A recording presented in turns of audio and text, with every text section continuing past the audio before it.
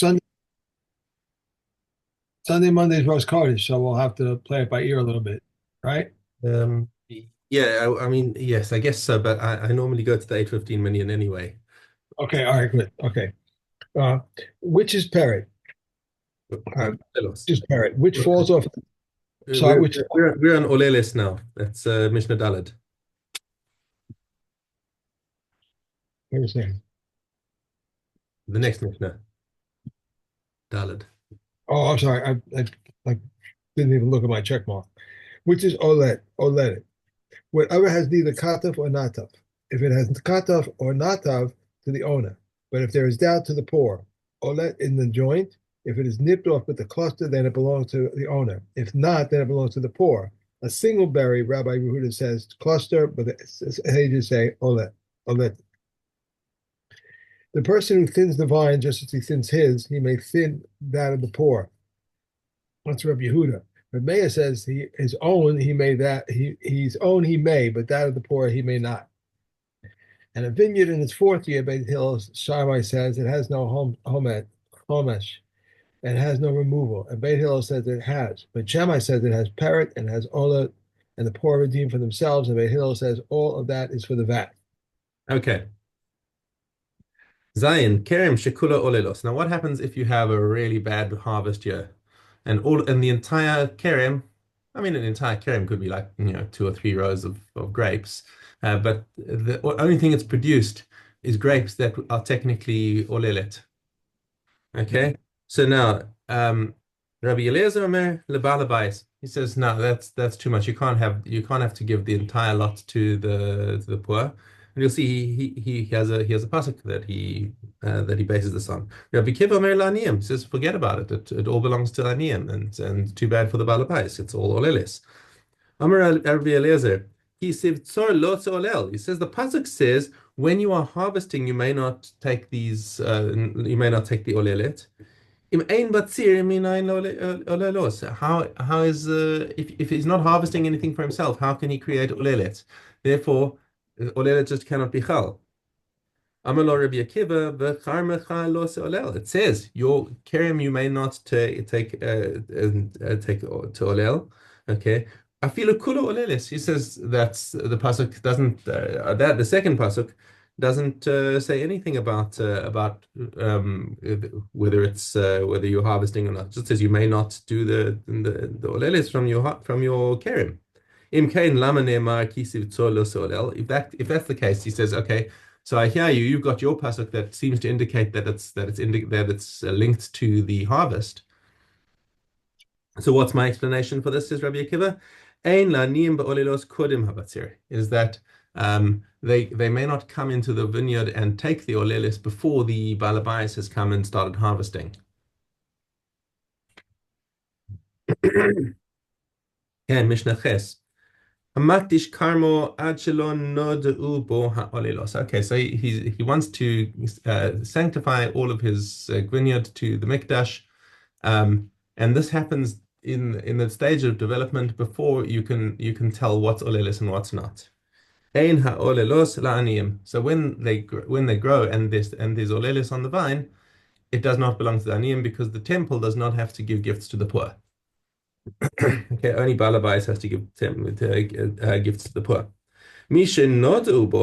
However, if he sees it's growing, and you can tell at this stage of development which one's going to be olelos and which one's not, even if he's makdish his vineyard, the olelos belong to the poor, and he had no power to sanctify them because they weren't his in the first place.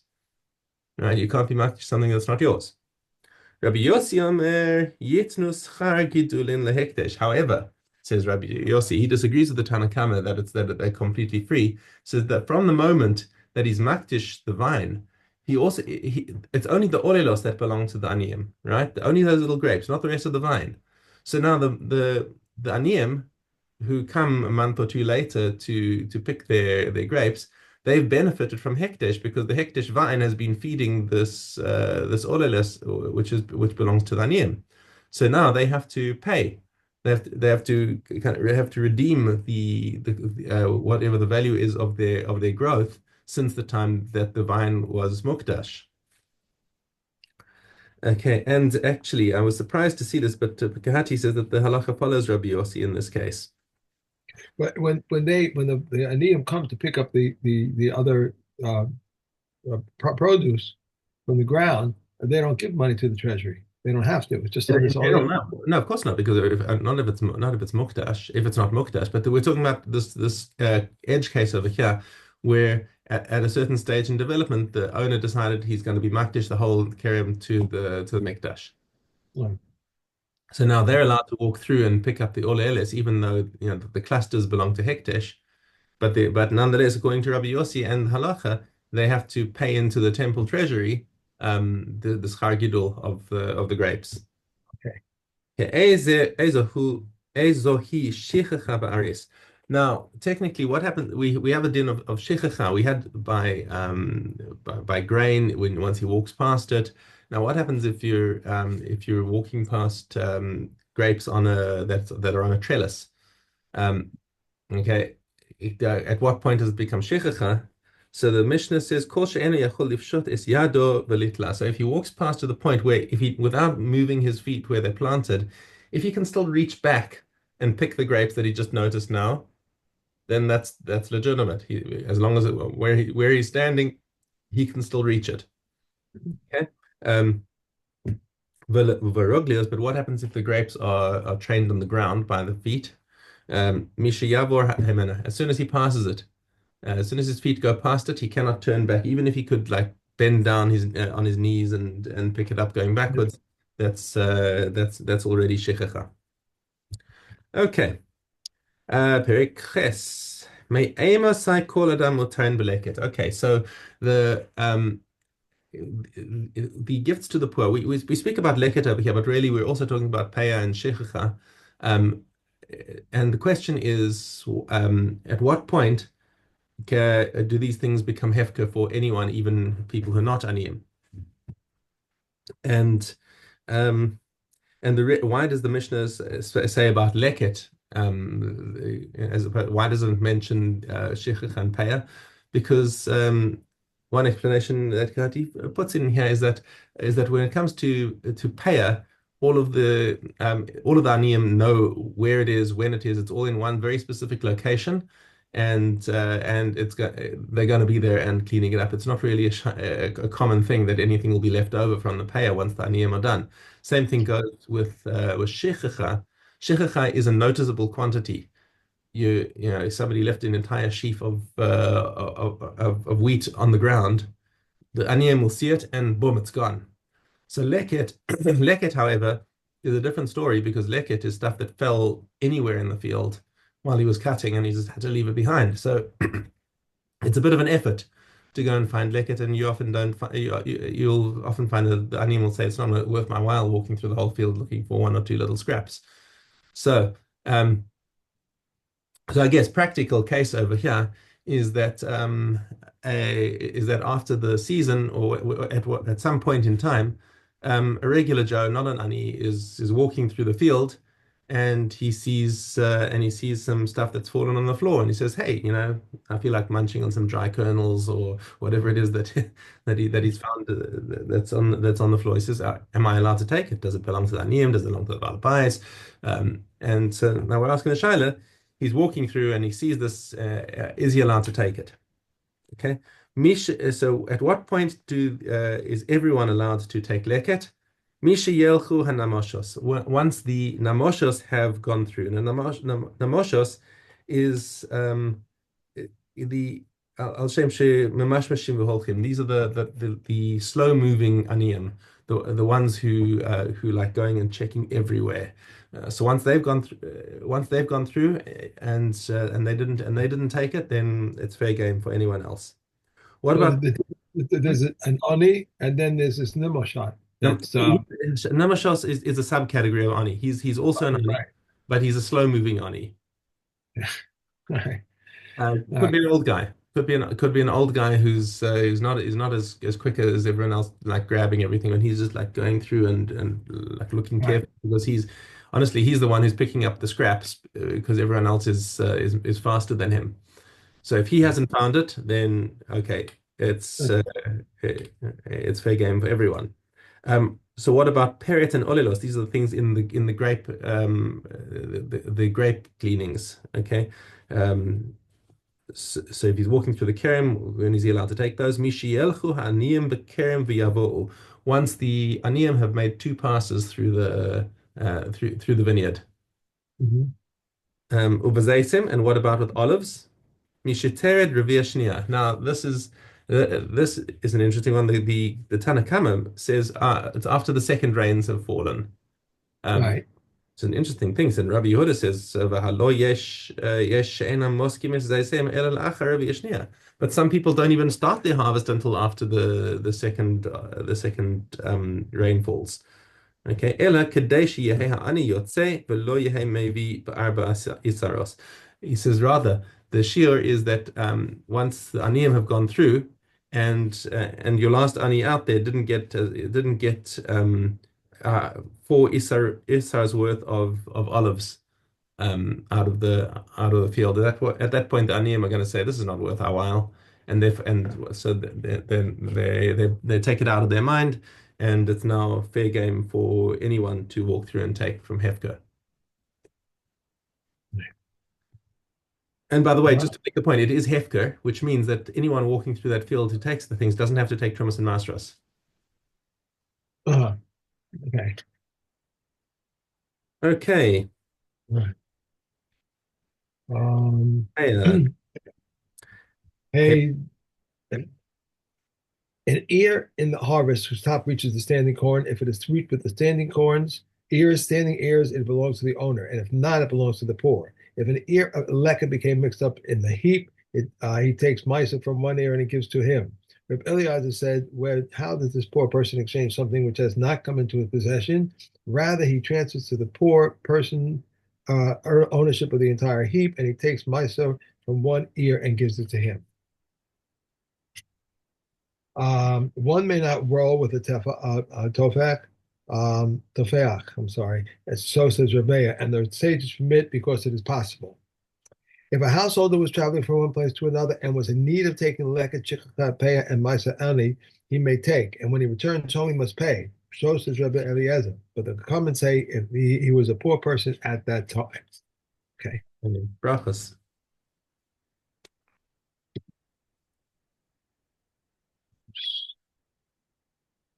Aleph bet.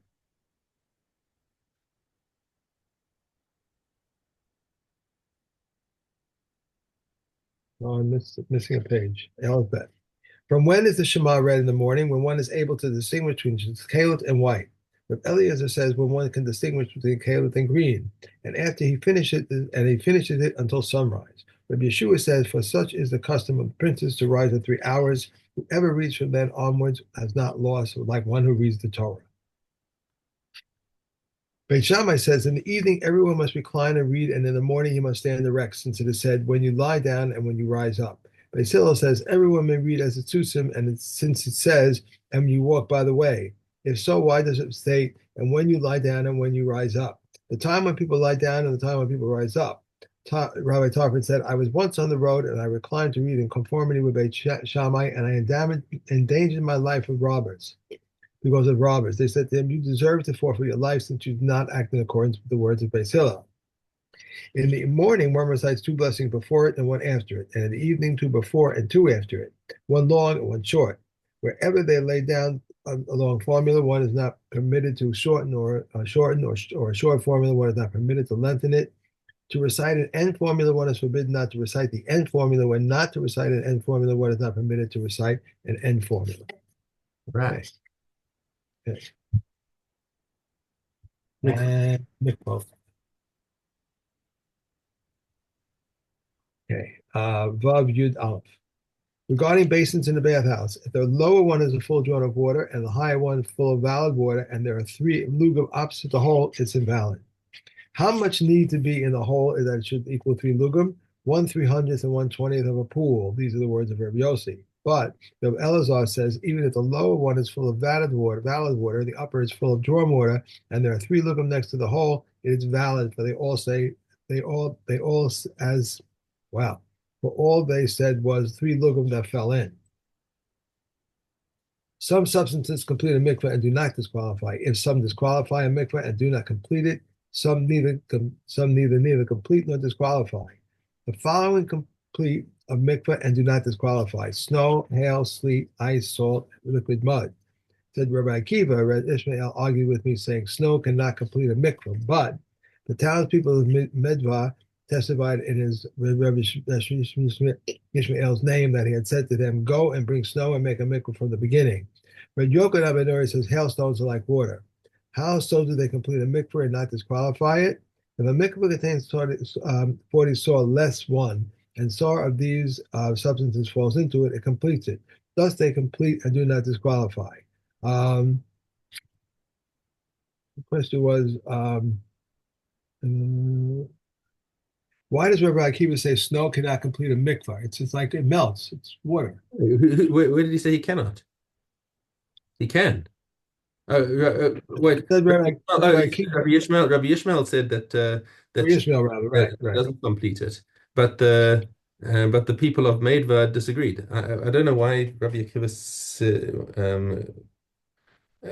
we're showing an argument that where I think different opinions in what Rabbi Ishmael actually held, because the people of Medva came and said nope, the Rabbi Ishmael Dafka told us to go and bring snow to complete the mikveh. Right. He said the halakha follows the ruling of Rabbi Ishmael because the people of Medvedva, Yeah. you know, yeah. So, Yes. okay, why he would say that. All right.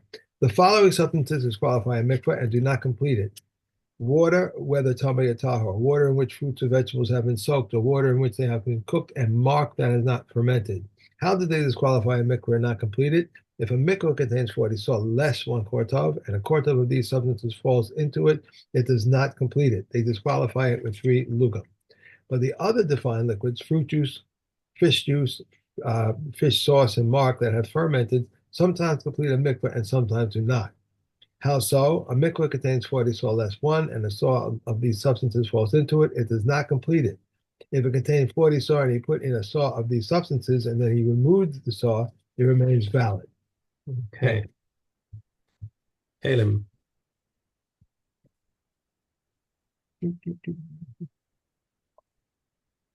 Okay, Gimel Zion. A boiler that one coated with mortar or potter's clay, that which touches the mortar is tamei, while that which touches the potter's clay is tahor. A kettle that developed a hole and one repaired it with a patch. Rabbi Yossi says it rules the tahor because it cannot hold hot liquids as it does cold liquids. And that is how he used to rule concerning utensils of pitch. Copper utensils coated with pitch are tahor, but if it was meant for wine, they are tamei. A barrel that developed a hole and when repaired it with more pitch than necessary, that which touches the necessary pitch is tamei, and that which touches the unnecessary pitch is tahor. Pitch that dripped into a barrel, that which touches it is tahor. A wooden or earthenware funnel that was plugged with pitch, if Eleazar ben Azariah rules them tamei, if Bakuba rules the wooden funnel tamei, but rules the earthenware funnel tahor. Rabbi Yossi rules both of these tahor. An earthenware fragment that cannot be stand because of its handle or has a protrusion and the protrusion tilts it, it is tahor. If the handle was removed or the protrusion broke off and it was still tahor, Rabbi Yehuda rules it tamei. A barrel whose bottom fell out but is able to contain on its walls or it split and became like 2 troughs, Rabbi Yehuda says it's tahor and the sages rule tamei. That's it. Okay. And we have Avamash. Gimel Dalet. If 2 witnesses testified on his behalf that he ate its produce 3 years and they were found in the Zomamin, they pay him everything. If 2 testify concerning the first year, two concerning the second year, and 2 concerning the third year, they divide it in 3 among them. If they were 3 brothers and 1 joined with them, there are 3 testimonies, but as 1 testimony in regard to Haksama. There are circumstances in which there is chazaka and which there are circumstances in which there is no chazaka. If he kept an animal in the courtyard or an oven, a stove, or a mill, or he raised chickens or placed his measure in the courtyard, it is not a chazaka. However, if he made a partition 10 handbreadths high for his animal, and he did so for the oven, stove, or mill, or he placed chickens in the house, or he made a storage place for manure 3 handbreadths high or 3 handbreadths deep, this is a chazaka. A drain spout, which has no kazaka, but its place has a kazaka. A gutter has a kazaka, an Egyptian ladder has no kazaka, but a Tyrian ladder has a kazaka. An Egyptian window has no kazaka, but a Tyrian window has a kazaka. What is an Egyptian window? Any woman through which a man's head cannot enter. Rabbi Yehuda says if it has a frame, even though a man's head cannot enter it, it's established a kazaka. A protrusion down to a handbreadth, it has a kazaka, and one can protest its placement, but if it's less than a handbreadth, it has no kazaka, and one can protest its placement. Okay.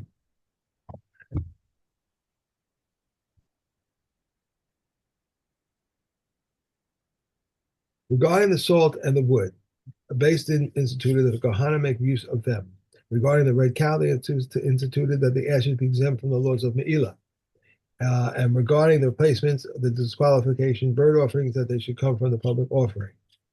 Rabbi Yossi says one who supplies the birds must supply replacements for the disqualified one. All spittle that is found in Yerushalayim is assumed to be tahor, except for that found in the upper market. These are the words of the mayor.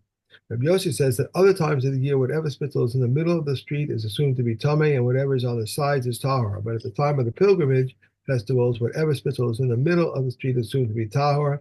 Whatever is at the sides, because they are a minority, they withdraw to the sides. All the utensils that are found in Yerushalayim on the path leading down to the mikvah are assumed to be tameh, but those found on the path leading up from the mikvah are assumed to be tahor, and the path for their descent is not the path of the ascent. These are the words of Rav Meah. Rabbi Yoshi says all are assumed to be tahor except for the basket, the shovel, and the spade, and the preserved for the grave sites. Okay. Okay. One more, right? No, about the great. Oh, yes, yeah, one more. Yes. Oh, wait, hang on. The great. Sorry, beg your pardon. You just finished base. Okay, all right. So that's it. Okay, great. Okay. There was a question that came up in my shiur last night. Yeah, a minute was that. Let's say that they found the Ark of the Covenant. They found the Ark with the Lucas. It's Okay. hidden, they found it, right? But it would be tameh. So now they have to make a tahoe. How are they going to do that? Can they take this big ark